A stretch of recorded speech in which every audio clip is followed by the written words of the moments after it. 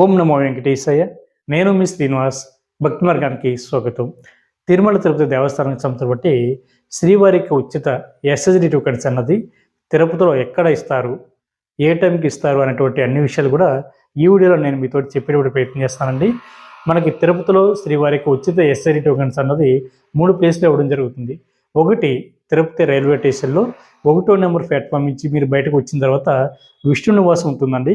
ఇక్కడ ప్రతిరోజు కూడా మధ్యాహ్నం 12 గంటలకి స్వామివారి యొక్క ఉచిత ఎస్ఎస్డి టోకెన్స్ అయితే ఇవ్వడం జరుగుతుంది. మీకు ఆధార్ కార్డు తోటి టోకెన్ అయితే తీసుకోవాలి. 12 సంవత్సరాల లోపు ఉన్న పిల్లలకి అవసరం లేదు.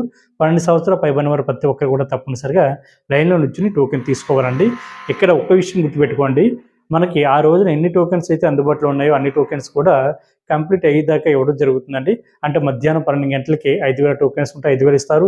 అదేవిధంగా మధ్యాహ్నం 2 గంటలు కానీ, సాయంత్రం 4 గంటలు కానీ, రాత్రి 9 గంటలు కానీ, ఇటువంటి టైంలో కూడా మనకి ఎన్ని టోకెన్స్ అయితే అందుబాటులో ఉంటాయో అన్ని టోకెన్స్ కూడా శ్రీవారి భక్తులకి ఎప్పటికప్పుడు కేటాయించడం జరుగుతుందండి. ఎస్ఎస్డి టోకెన్స్కి సంబంధించినటువంటి అప్డేట్ కూడా నేను బ్యాక్ షేర్ ఇస్తానని చూడండి. అదేవిధంగా తిరుపతి బస్టాండ్ దగ్గరలో ఉన్న శ్రీనివాసంలో కూడా మనకి ప్రతిరోజు కూడా స్వామివారికి ఉచిత ఎస్ఎస్డి టోకెన్స్ అయితే ఇవ్వడం జరుగుతుందండి. ఎక్కడ కూడా మీ యొక్క ఆధార్ కార్డుని చూపించి టోకెన్ తీసుకోవాలి. అక్కడ కూడా మధ్యాహ్నం 12 గంటల నుంచి ఈ టోకెన్స్ అయితే ఇవ్వడం జరుగుతుంది.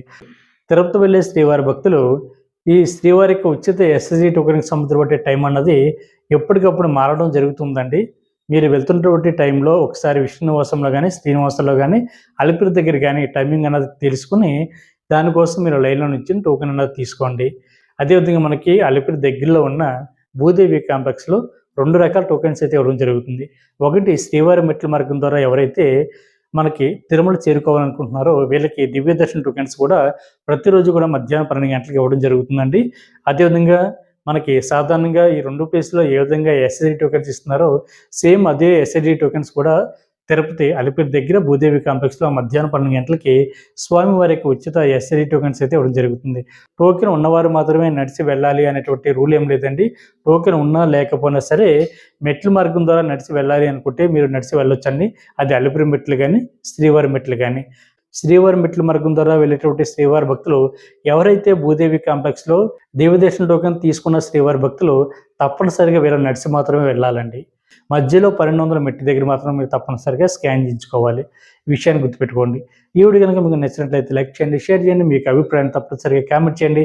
ప్రతి ఒక్కరు కూడా మన భక్తి మార్గం ఛానల్ని సబ్స్క్రైబ్ చేసుకోండి. ఓం నమో వెంకటేశాయ.